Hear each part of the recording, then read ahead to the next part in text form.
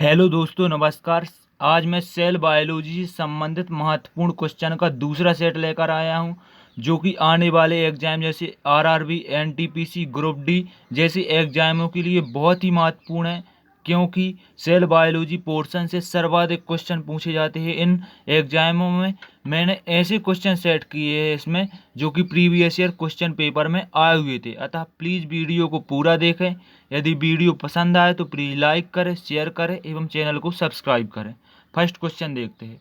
वह कोशिकांग कौन सा है जिसमें श्वसन और ऊर्जा उत्पादन के जैसी जैव रासायनिक प्रक्रियाएं होती हैं?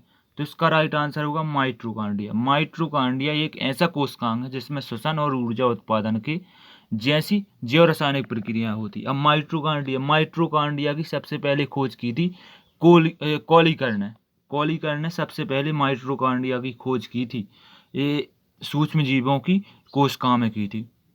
अब फिर इसके बाद अल्टमान ने की थी। अल्टमान ने और माइटोकॉन्ड्रिया नाम किसने दिया था? तो इसका नाम बेंडा ने माइटोकॉन्ड्रिया को माइटोकॉन्ड्रिया नाम दिया।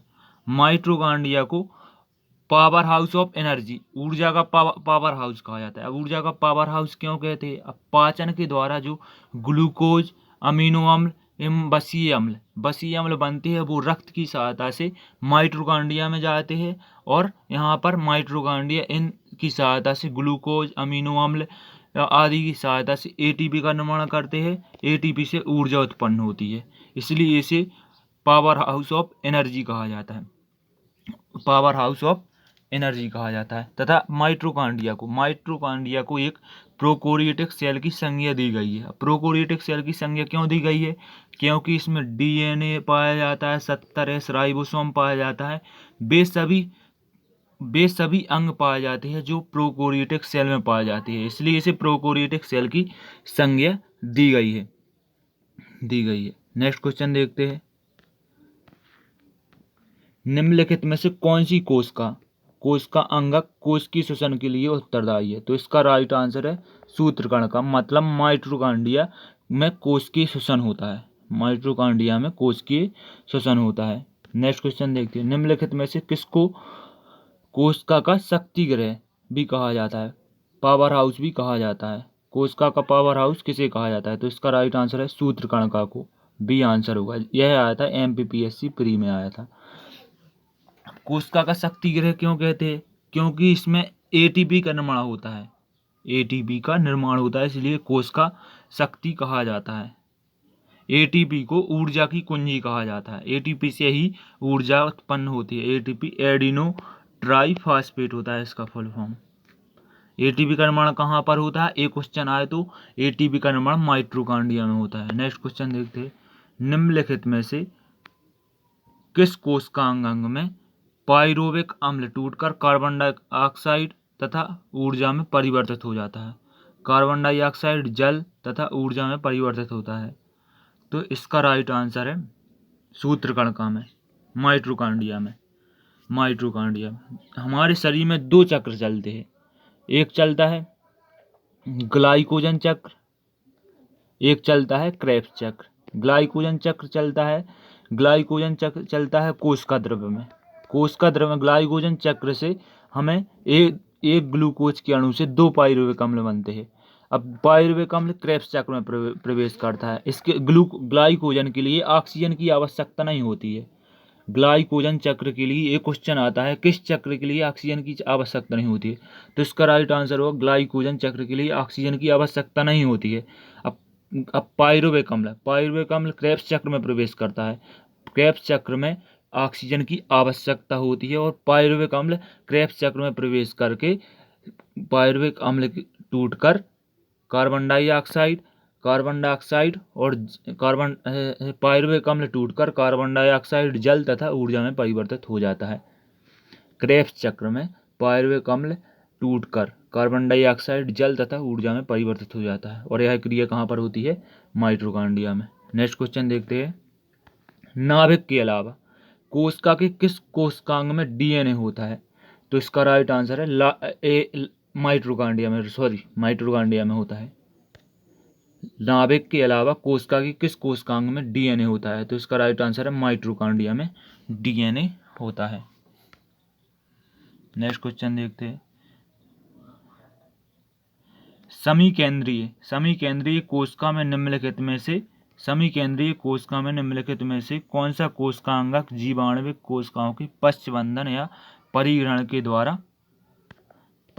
द्वारा विकास प्रक्रिया के दौरान प्राप्त होता है?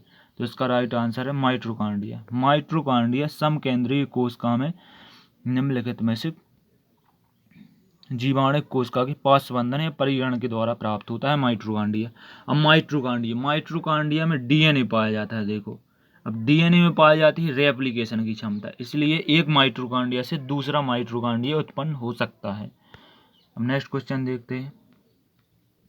कोशिका में निम्नलिखित में से कौन सी पाचक थैली कहा जाता है, यानी डाइजेस्टिव बैग कहा जाता है? कोशिका में किस कोशिकांग को पाचक थैली कहा जाता है? तो इसका राइट आंसर है लाइसोसोम। लाइसोसोम को पाचक थैली कहा जाता है। लाइसोसोम को पाचक थैली कहा जाता है, पाचन थैली कहा जाता है। पाचन थैली क्यों कहा जाता है? पाचन थैली, अब जब भोजन शरीर हमने पाचन में भोजन पाचन के द्वारा आता है। पाचित किया हुआ भोजन जैसे ग्लूकोज आदि रक्त की सहायता से सबसे पहले लाइसोसोम में जाता है। अब लाइसोसोम एक कार्य करता है, यदि ग्लूकोज में कोई कीटाणु या जीवाणु उपस्थित है तो उसे नष्ट कर देता है, इसलिए इसे पाचक थैला कहा जाता है। यह जीवाणु एवं कीटाणु को नष्ट करता है, इसलिए इसे पाचक थैला कहा जाता है और शुद्ध भोजन को माइटोकॉन्ड्रिया में भेज देता है। नेक्स्ट क्वेश्चन देखते हैं। निम्नलिखित में से कुछ कोशिकांग को एटम बम कहते हैं? तो इसका राइट आंसर है लाइसोसोम है। यहाँ पर लाइसोसोम को एटम बम कहा जाता है। मैंने बताया कि एटम बम क्यों कहा जाता है। अब पाचन द्वारा जो भोजन पाचन द्वारा पाचित किया हुआ भोजन जैसे ग्लूकोज, न्यूक्लिक एमिनो अम्ल, बसी अम्ल, ग्लिसरॉल आदि रक्त की सहायता से सबसे पहले लाइसोसोम में जाते हैं। अब लाइसोसोम ऐसी कोशिकाएं जो जीवाणु होता है जिनमें, उनको यह एटम बम की तरह फोड़ देता है, यानी उन्हें नष्ट कर देता है, उन कोशिकाओं को नष्ट कर देता है, इसलिए इसे कोशिकांग को लाइसोसोम को एटम बम कहा जाता है। नेक्स्ट क्वेश्चन देखते हैं। कोशिका में किस कोशिका अंग की कोशिका को आत्मघाती सेल कहा जाता है? तो इसका राइट आंसर है लाइसोसोम को आत्मघाती सेल कहा जाता है। नेक्स्ट क्वेश्चन कहते हैं लाइसोसोम का लक्षण किसकी अधिक संख्या में उपस्थिति के कारण दिखाई पड़ता है? किसकी अधिक संख्या में? तो इसका राइट आंसर है हाइड्रोलिटिक एंजाइम। देखो, लाइसोसोम में एक हाइड्रोलाइटिक एंजाइम पाया जाता है। यदि किसी कोशिका पाचन द्वारा जो भोजन आया, उस जिन कोशिका में भोजन उपस्थित होता है, यदि उसके साथ कोई जीवाणु कीटाणु उपस्थित होता है तो यह हाइड्रोलिटिक एंजाइम उस कोशिका को फाड़ देता है, मतलब नष्ट कर देता है। इसलिए हाइड्रोलिटिक एंजाइम की उपस्थिति के कारण ही लाइसोसोम को एटम बम की संज्ञा दी गई है। नेक्स्ट क्वेश्चन देखते हैं। एक कोशिका के केंद्रक में कौन सा द्रव होता है? तो इसका राइट आंसर होगा एक कोशिका के केंद्रक में न्यूक्लियोप्लाज्म में केंद्रक होता है। मेन होता है जीवद्रव पाया जाता है हमारी कोशिका में। अब केंद्रक हमारे शरीर में केंद्रक में उपस्थित जीवद्रव को केंद्रक द्रव माना गया, यानी न्यूक्लियोप्लाज्म कहा गया, और कोशिका केंद्रक के बाहर उपस्थित द्रव को कोशिका द्रव या साइटोप्लाज्म कहा गया। नेक्स्ट क्वेश्चन देखते हैं। निम्नलिखित में से कोशिकांग का नियंत्रक कौन है? तो इसका राइट आंसर है केंद्रक कोशिका का नियंत्रक है। केंद्रक की खोज किसने की थी? केंद्रक की खोज रॉबर्ट ब्राउन ने की थी। केंद्रक की खोज की थी। नेक्स्ट क्वेश्चन देख। निम्न में से किसी कोशिका में अचल संपत्ति माना जाता है? तो इसका राइट आंसर है न्यूक्लिक अम्ल को कोशिका की अचल संपत्ति माना जाता है। यह केंद्रक में उपस्थित होता है तथा इसके दो भाग होते हैं, डीएनए और आरएनए। नेक्स्ट क्वेश्चन देखते हैं। निम्नलिखित में से न्यूक्लिक अम्ल हेतु एकलक कौन है? तो न्यूक्लिक अम्ल का एकलक है न्यूक्लियोटाइड। नेक्स्ट क्वेश्चन देखते हैं। एक सामान्य मानव शरीर में कोशिका में गुणसूत्रों की संख्या कितनी होती है? तो इसका राइट आंसर होता है एक सामान्य मानव में गुणसूत्रों की संख्या 46 होती है, यानी 23 जोड़े गुणसूत्र पाए जाते हैं। लास्ट 23वां जोड़ा गुणसूत्र सेक्स गुणसूत्र कहलाता है होता है। नेक्स्ट क्वेश्चन, मानव शरीर की कोशिकाओं में पाए जाने वाले गुणसूत्र जोड़ों की संख्या है, तो इसका राइट आंसर है 23। नेक्स्ट क्वेश्चन, चिंपांजी की कोशिकाओं में पाए जाने वाले गुणसूत्र जोड़ों की संख्या कितनी है, तो इसका राइट आंसर है 24। 24 जोड़ी गुणसूत्र चिंपांजी में पाए जाते हैं। बंदर की कोशिकाओं में बंदर की कोशिकाओं में पाए जाने वाले गुणसूत्र जोड़ों की संख्या कितनी है, तो इसका राइट आंसर है 21 जोड़े गुणसूत्र पाए जाते हैं बंदर में।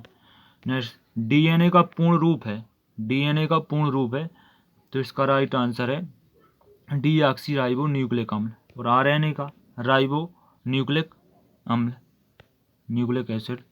डीएनए की द्विसूत्री द्विकुंडलीय संरचना का पता लगाया था, तो इसका राइट आंसर है वाटसन एम क्रिक ने डीएनए के द्विकुंडलित सिद्धांत को प्रतिपादित किया था। नेक्स्ट क्वेश्चन देखते हैं, डीएनए परीक्षण विकसित किया था। डीएनए परीक्षण किसने विकसित किया था, तो इसका राइट आंसर है एलेक्स जेफरी द्वारा डीएनए परीक्षण विकसित किया गया था। नेक्स्ट क्वेश्चन देखते हैं, डीएनए किस पर हाइपरक्रोमेसिटी दर्शाता है, तो इसका राइट आंसर है हिटिंग पर दर्शाता है हाइपोक्रोमेसिटी। डीएनए में पाई जाने वाली शर्करा, डीएनए में कौन सी शर्करा पाई जाती है, डीएनए में एक पेंटोस शर्करा पाई जाती है। न्यूक्लियस के बाहर डीएनए कहाँ मिलता है, तो इसका राइट आंसर है माइटोकॉन्ड्रिया में उपस्थित होता है न्यूक्लियस के बाहर, इसलिए माइटोकॉन्ड्रिया में द्विगुणन की क्षमता पाई जाती है। डीएनए में थाइमिडाइन द्विभाजी संरचना किसके कारण होती है, तो इसका राइट आंसर है यूवी किरणों के द्वारा डीएनए में थाइमिडाइन द्विभाजी संरचना होती है। नेक्स्ट क्वेश्चन, जीन क्या कहलाते हैं, जीन डीएनए का एक भाग है, डीएनए में उपस्थित जीन उपस्थित होते हैं। डीएनए में क्या उपस्थित होते हैं, जीन। देखो सबसे पहले डीएनए देखते हैं। गुणसूत्र पर उपस्थित होती है डीएनए पर उपस्थित होती है जीन में रहती है आनुवांशिक सूचनाएं। अब गुणसूत्रों की सहायता से ही ये आनुवांशिक सूचनाएं एक पीढ़ी से दूसरी पीढ़ी में जाती हैं। कैसा, गुणसूत्र पर डीएनए उपस्थित रहते हैं और डीएनए पर जीन उपस्थित होती है। जीन में आनुवांशिक सूचनाएं उपस्थित होती हैं और ये आनुवांशिक सूचनाएं गुणसूत्रों की सहायता से एक पीढ़ी से दूसरी पीढ़ी में जाती हैं। नेक्स्ट क्वेश्चन देखते हैं, जीन किससे बने होते हैं, जीन बने होते हैं पॉलीन्यूक्लियोटाइड से। नेक्स्ट क्वेश्चन, एक डीएनए में 20,000 बेस जोड़े होते हैं, कितने न्यूक्लियोटाइड उपस्थित होंगे, तो इसका राइट आंसर है 2 लाख। नेक्स्ट क्वेश्चन देखते हैं, जीव कोशिकाओं में आनुवांशिक लक्षणों के नियंत्रण में निम्नलिखित में से कौन सा उत्तरदायी है, तो इसका राइट आंसर है डीएनए। जीव कोश आनुवांशिक लक्षणों के नियंत्रण में, मैंने कहा क्यों है, क्योंकि डीएनए में जीन उपस्थित होती है जिसमें आनुवांशिक सूचना निहित होती हैं। निम्नलिखित में से डीएनए रहित होने पर द्विगुणन करता है, तो इसका राइट आंसर है तारक केंद्र सेंट्रियोल डीएनए रहित होने पर भी द्विगुणन करता है। सेंट्रियोल के कारण ही, अब जंतु कोशिका में सेंट्रियोल के कारण ही द्विगुणन होता है। तो आज के मोस्ट इम्पोर्टेंट क्वेश्चन समाप्त होते हैं। प्लीज़ यदि वीडियो पसंद आए तो प्लीज़ लाइक करें, शेयर करें, चैनल को सब्सक्राइब करें। थैंक्स।